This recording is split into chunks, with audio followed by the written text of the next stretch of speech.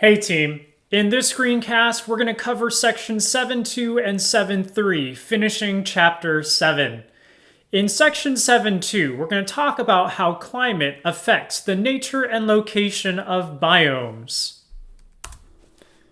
First, let's review what biomes are.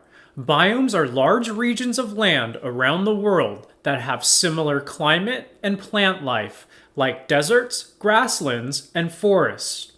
If you look at the distribution of biomes around the world, you'll see that it's not very uniform or easily predictable. It's more like a mosaic of different patches of different biomes. And this is because the type of biome you find somewhere is determined by a number of things, including latitude, elevation, and precipitation.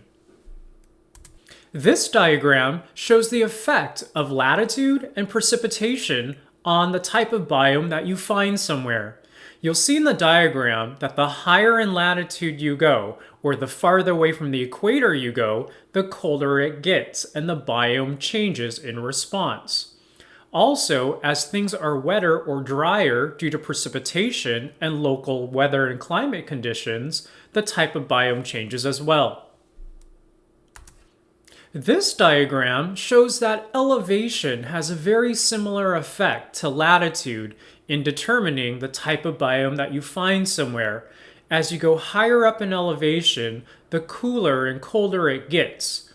And you'll see similar changes in biome that you would see if you move from lower latitudes to higher latitudes. This map reinforces that the distribution of biomes around the world is not uniform and more like a mosaic of different patches of different types of biomes. Next, let's take a look at the different biomes around the world. You'll see that they can be broken down into three major types: deserts, grasslands, and forest. These three major types can then be broken down further into three subtypes. Let's start with deserts. Deserts are defined by having low annual precipitation that is often scattered or spread out through the year. And then there are three main types of deserts. There are tropical deserts, temperate deserts, and cold deserts. The graph on the right is called the climatograph, and what it shows is average monthly temperatures in red and the axis on the left side, and average monthly precipitation in blue and the axis on the right side. This is the climatograph for a tropical desert, specifically the Sahara Desert in the country of Morocco. It shows that this desert has very high average monthly temperatures and very low average monthly precipitation. The photograph on the left side shows the Colorado Desert in southeastern California, and its climatograph is shown on the right side. The climatograph shows that average monthly temperatures vary with the seasons because it's located in a temperate region. The average monthly precipitation remains very low. The photograph on the left side here was taken in the Gobi Desert in Mongolia, which is considered a cold desert. You'll see in the climatograph that temperatures get much colder in these deserts, but precipitation stays fairly low.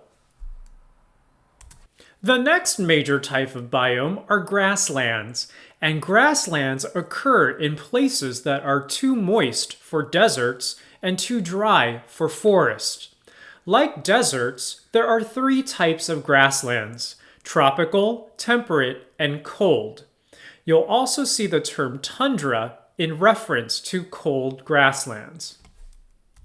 Tropical grasslands are also known as savannas and are home to grazing animals that feed on grasses and browsing animals that feed on the shoots, fruit, and leaves of other plants. The photograph on the left side shows a savanna in the country of Kenya. Its climatograph on the right side shows that it has high average monthly temperatures and more rain each month than a desert would. Temperate grasslands are also called prairies or steppes. They will have cold winters and hot and dry summers because they're located in temperate regions. They're some of our most disrupted ecosystems because they're often converted by humans into farmland. The photograph on the left is of a prairie in Illinois. Its climatograph on the right side shows that it has varying average monthly temperatures due to being located in a temperate region. It also shows the higher amount of precipitation per month. Cold grasslands are also called tundras. Tundras located near the North Pole are called Arctic tundras. Tundras located above the tree line on a mountain are called alpine tundras. Plants in the Arctic tundra tend to grow close to the ground to conserve heat, and they also will do most of their growing during the short summers they have there. Animals in the Arctic tundra will have a lot of fur to conserve heat, and the soil in an Arctic tundra is often frozen and is called permafrost. An Arctic tundra is shown on the left here. It's located in Alaska's Arctic National Wildlife Refuge. Its climatograph is shown on the right side and shows significantly colder temperatures during the winter months and moderate average monthly precipitation. The last major type of biome are forest, and they're marked by landscapes dominated by trees. Again, there are three types of forest like there are for deserts and grasslands. There are tropical, temperate, and cold forest. Cold forest can also be referred to northern coniferous or boreal forests.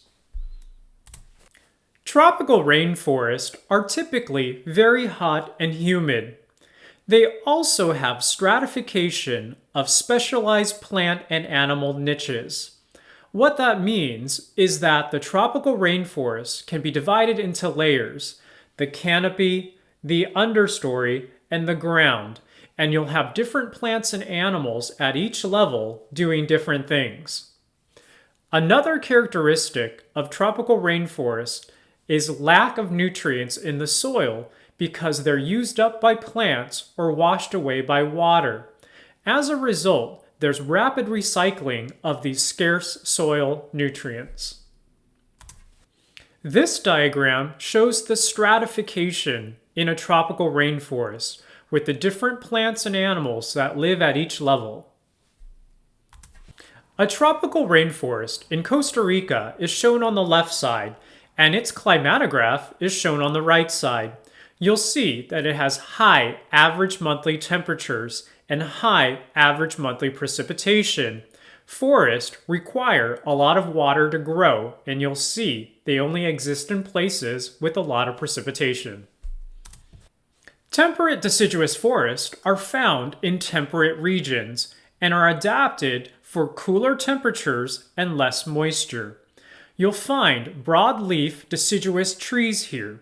These are trees with generally large leaves that fall during the winter. These leaves are slow to decompose, and as a result, they produce a lot of leaf litter and keep nutrients in the soil for much longer periods of time.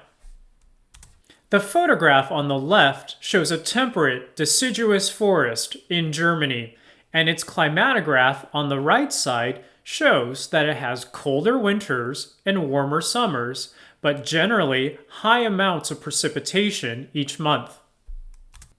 The last type of forest is the cold forest.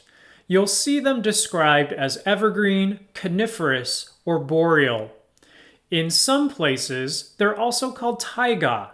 These forests experience cold winters and are dominated by cone-bearing trees.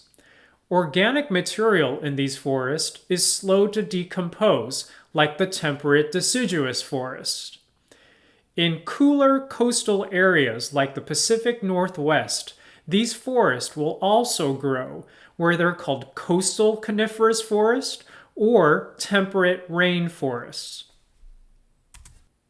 The photograph on the left shows a northern coniferous forest in Canada's Jasper National Park. Its climatograph on the right side shows that it has very cold winters, but maintains high average monthly precipitation.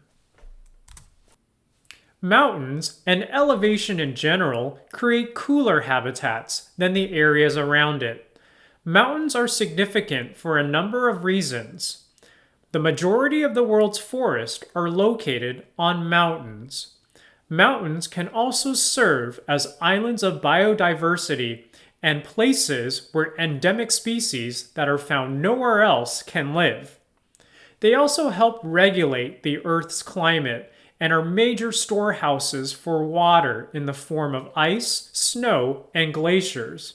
Because of that, they play a large role in the hydrologic or water cycle. Somewhere between grasslands and forest are shrublands, and this is significant in California because we're surrounded by an ecosystem type called the Chaparral shrubland. Shrubland is also known as scrubland, scrub, or brush, and is dominated by small to medium-sized woody plants. Something unique to the Chaparral shrubland is that it has evolved with fire as part of its life cycle. Many plants cannot reproduce here without fire.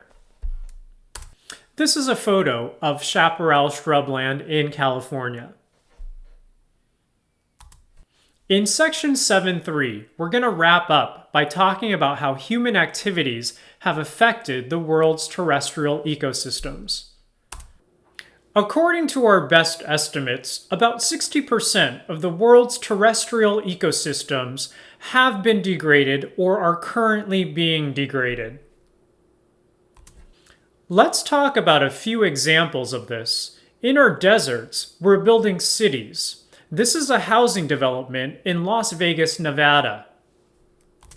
Many of our grasslands have been converted into farmland for agriculture. This satellite image is from the Midwest of the United States, showing the extent of agriculture in one region. Many of our forests have been cut down through deforestation, as shown here.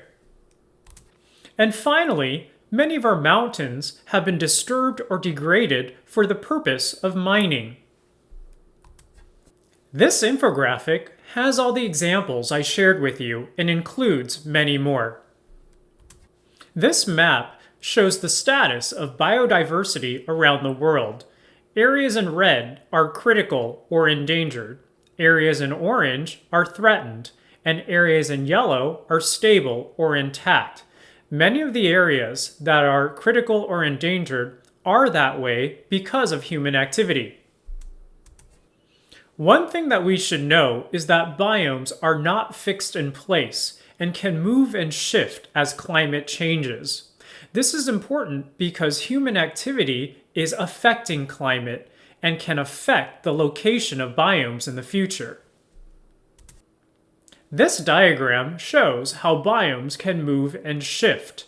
These maps show the distribution of different biomes in the United States between the last ice age and today.